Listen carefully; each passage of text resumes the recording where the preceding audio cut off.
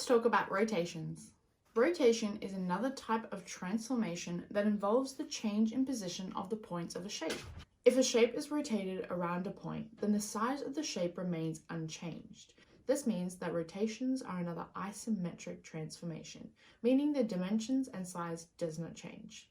Notice that when we're doing rotations, we call it about a point. Instead of saying around a point, we say about.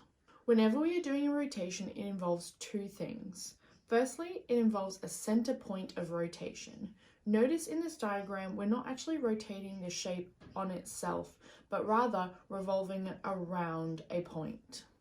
The other thing we need to know is the size of the rotation and the direction.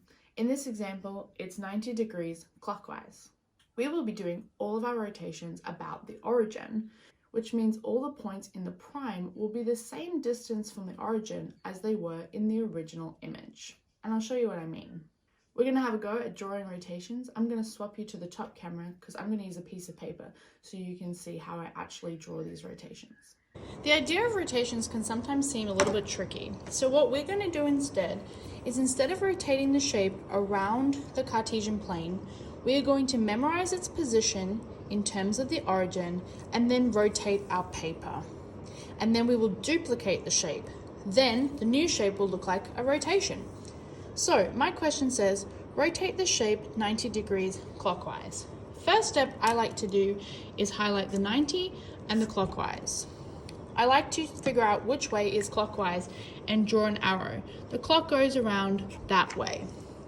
90 degrees is also one quadrant. So if I have 90 degrees, I know it's going to move one quadrant. If this said 180, I know it would be two quadrant, or 270 would be three. So now I know that I'm moving one quadrant and I'm moving around this way. So step number one, what I like to do is highlight the quadrant that it's going to end up in. This helps me to figure out if I've gotten it right at the end.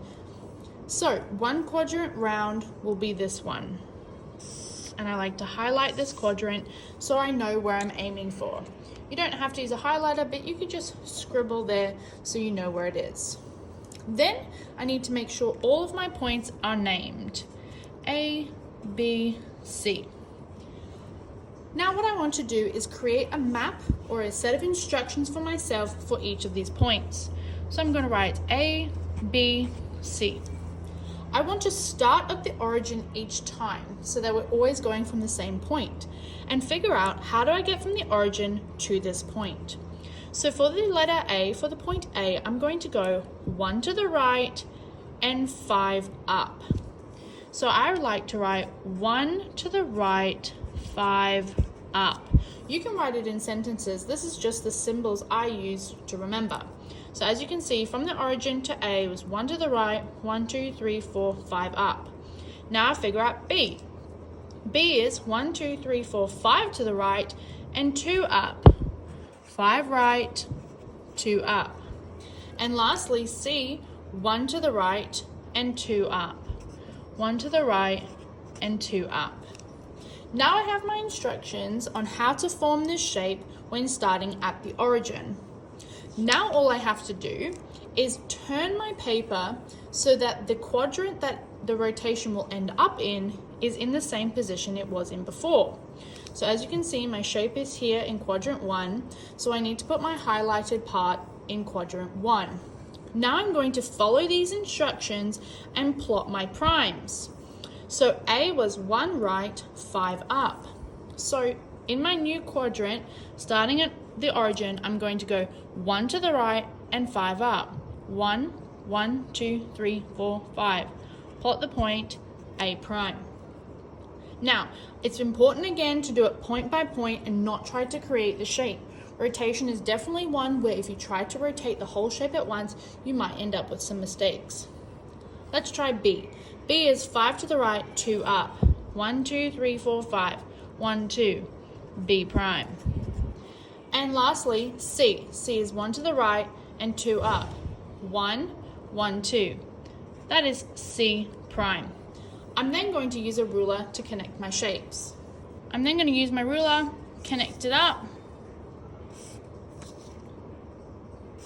and I'm I'm going to go back to my original and say, does it look like it's been rotated 90 degrees clockwise? Yes. Does it look like my shape has turned? Yes. Does my letters look like they've rotated? Yes. I think I have it right. Now I really want to emphasize, do it point by point, or else you could end up making a couple of mistakes. Now you try rotate this shape.